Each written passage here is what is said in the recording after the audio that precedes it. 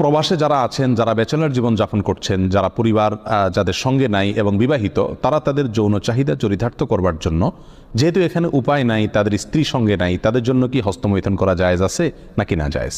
কোরআনে কারিমে আল্লাহ সুবহানাহু ওয়া তাআলা বলেছেন, ওয়াল্লাযীনা হুম লিফুরুজিহিম হাফিজুন ইল্লা আলা আজওয়াজিহিম আও মা মালাকাত আইমানুহুম ফাইন্নাহুম গায়রু মালুমিন ওয়া ফামান ইবতাগা ওয়ারাআ যালিক ফাউলাইকা হুমুল আদুন। তিনটি আয়াত আল্লাহ তাআলা বলেছেন, কৃতদাসী এবং নিজের স্ত্রী, এই দুই শ্রেণী ছাড়া, এই দুটি ক্ষেত্র ছাড়া অন্য কোনো জায়গা যাদের লজ্জাস্থানকে তারা ব্যবহার করে না, সেই সমস্ত লোকেরা সফল মুমিন, তারা সার্থক মুমিন।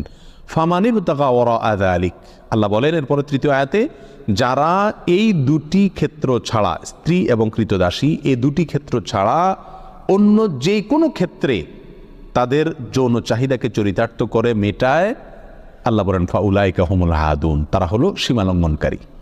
তাহলে এই আয়াতের আলোকে পরিষ্কারভাবে একজন মুমিনের জন্য হস্তমৈথুন করার কোনো অধিকার, কোনো সুযোগ, কোনো অনুমতি ইসলামী শরীয়তে নাই।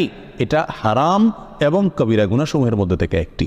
যারা প্রবাসে আছেন, এমন কোনো দেশে যদি থাকেন যেই দেশে তিনি তার যৌন চাহিদা না মেটালে নিশ্চিতভাবে গুনাহে লিপ্ত হয়ে যাবেন, জেনায় লিপ্ত হবেন, কারণ সেখানে জেনার অবাধ সুযোগ রয়েছে, এরকম যদি পরিস্থিতি হয় তাহলে নিজেকে রক্ষা করবার জন্য, অর্থাৎ বড় অপরাধ থেকে অপেক্ষাকৃত কম বড় অপরাধ যেটা, সেটাই তিনি লিপ্ত হতে পারেন, অর্থাৎ হস্তমৈথুন করতে পারেন। এটা কোনো কোনো ওলামা ইকরামের মত। অবশ্য অন্য ওলামা ইকরাম বলেছেন সর্বাবস্থায় হস্তমৈথুন করা কি হারাম। এই জন্য প্রবাসে যারা আছেন তাদের উচিত এই অপরাধ থেকে বেঁচে থাকা।